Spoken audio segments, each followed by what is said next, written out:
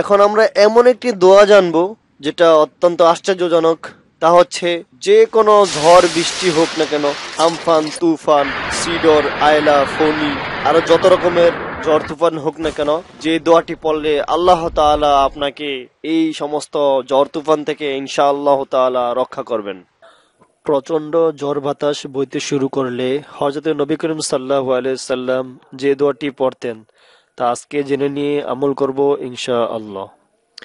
সুনানে তিরমিজি শরীফে উল্লেখ আছে, হযরত আব্দুর রহমান ইবনে আসওয়াদ আবু আমর বসরি রহমাতুল্লাহি আলাই হযরত আয়েশা রাদিয়াল্লাহু তাআলা আনহু থেকে বর্ণিত, তিনি বলেন, হযরত নবী করিম সাল্লাল্লাহু আলাইহি সাল্লাম যখন ঝঞ্ঝাবায়ু বইতে দেখতেন তখন বলতেন, আল্লাহুম্মা ইন্নী আসআলুকা খায়রাহা ওয়া খায়রা মা ফিহা ওয়া খায়রা মা উরসিলাত বিহি ওয়া আউযু বিকা মিন শাররিহা ওয়া শাররি মা ফিহা ওয়া শাররি মা উরসিলাত বিহি।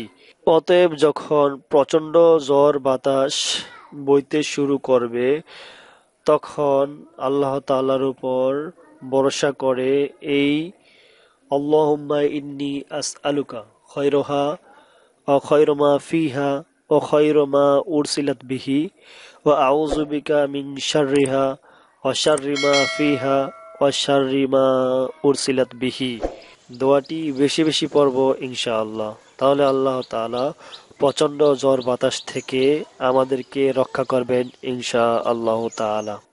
আল্লাহ তাআলা আমাদের সকলকে নবী করিম সাল্লাল্লাহু আলাইহি সাল্লামের এই আমলকৃত দোয়া দিয়ে আমল করে উপকৃত হওয়ার জন্য তৌফিক দান করুন, আমিন। আবারও দেখা হবে গুরুত্বপূর্ণ একটি বিষয় নিয়ে। অতএব কোরআন আলো ইসলামিক চ্যানেলটি সাবস্ক্রাইব করে আমাদের পাশেই থাকুন।